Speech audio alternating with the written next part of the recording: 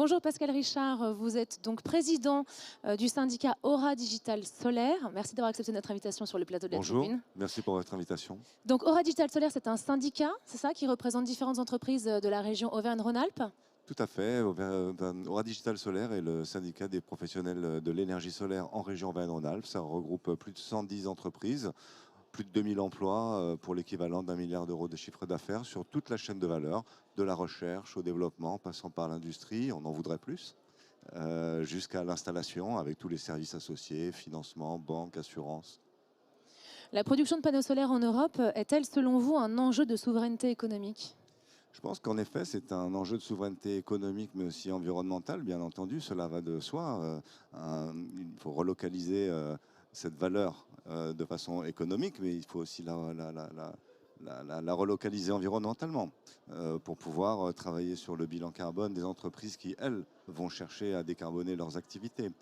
Donc, on a en effet là une question qui est essentielle. En tout cas, dans le secteur de l'énergie solaire photovoltaïque, ce n'est pas gadget que de parler de réindustrialisation. Ce n'est pas un mot fourre-tout. On est vraiment là dans un secteur où on a la chance d'avoir désormais une source d'énergie compétitive qui a l'atout d'être exécutée de façon extrêmement rapide. Donc ça se déploie très rapidement, ce dont on a besoin.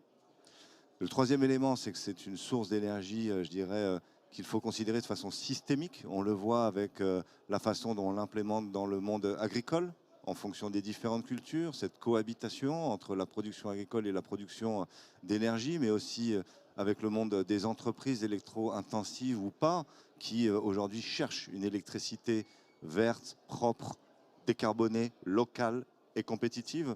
Et donc ce côté systémique est important. Et donc le quatrième élément, il est évidemment son industrialisation. Et pour qu'on puisse réindustrialiser notre pays, notre continent, il faut absolument qu'on ait une demande soutenue et qu'on puisse offrir aux clients le choix sur des produits qui viennent de l'autre bout du monde, tout comme des produits que l'on aura localement et qui seront probablement plus chers, mais qui apporteront d'autres valeurs. Pascal, vous allez annoncer une alliance avec les syndicats de 3 autres régions. Quel est l'objectif? Alors, nous avons en effet annoncé il y a 2 jours, lors d'une conférence de presse, l'Alliance des territoires solaires, qui regroupe en fait plusieurs structures équivalentes à Aura Digital Solar, mais dans d'autres régions. Donc, Atlanson en Bretagne, Pays de la Loire. Vous avez Cap à l'Est pour tout le Grand Est. Vous avez AFCB pour Bourgogne-Franche-Comté, Aura Digital Solaire Auvergne-Rhône-Alpes et Cemater pour Occitanie. Ce sont des associations ou des clusters ou des syndicats qui représentent 550 entreprises sur les territoires, et nous ne sommes pas une énième structure qui nous montons. C'est juste en fait, on a voulu rendre visibles les échanges que nous avons entre nous depuis 2 ans sur le partage de bonnes pratiques. Bien sûr, nous ne sommes pas en phase ou alignés sur tout. Nos territoires sont différents. Certains ont des frontières maritimes. Nous, on a des volcans et des montagnes. Eh bien, là-dessus, certains vont avoir plus tendance à mettre du solaire au sol, d'autres vont avoir plus tendance à le mettre en toiture. Donc si on prend ces différents aspects en considération, on se rend compte qu'on a quand même des points communs sur lesquels on est d'accord. Et on a pris le pari de se focaliser dessus. Et je vous en donne par exemple un, c'est la formation. La formation, il va falloir créer 12 000 emplois d'ici à 2030, quand on est à peu près 20 ou 25 000 dans notre filière. Et ces emplois ne sont pas que des personnes qui montent sur des toits pour poser des panneaux, mais c'est aussi des ingénieurs, c'est aussi des techniciens, c'est aussi des ouvriers, c'est aussi des personnes dans des bureaux d'études, des commerciaux. Enfin, c'est tout un écosystème de compétences à créer. Et cette compétence de la formation, elle est à l'échelon réglementaire de la région.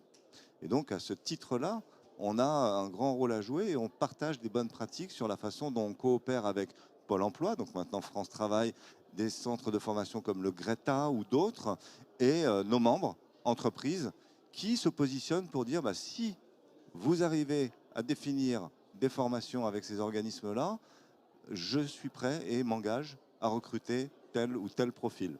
Et donc on voit qu'on est sur un métier sous tension qui permet de faire beaucoup de choses. On a besoin d'accélérer ce processus-là et c'est sur le terrain que ça se passe. C'est un exemple de pourquoi on a créé cette alliance des territoires solaires. Oui, donc finalement, un grand partage de richesses. Exactement. Et pour revenir à notre événement, hop là, j'ai failli tout faire tomber. Pour revenir à notre événement, le Power Summit soutient qu'il y a une urgence à agir pour accompagner la transition énergétique. Que diriez-vous aux entreprises qui hésitent encore à s'engager? Bah, moi, je pense qu'il n'y a pas le temps, si vous voulez, de se poser la question d'hésiter. Et toutes les bonnes initiatives sont bonnes à soutenir. On a reçu le président Obama il y a 2 jours et je retiens une chose qu'il a dit, c'est qu'il vaut mieux agir dans l'espoir plutôt qu'agir dans le désespoir. Donc, pour moi, le Power Summit, on arrive à sa fin là dans quelques heures.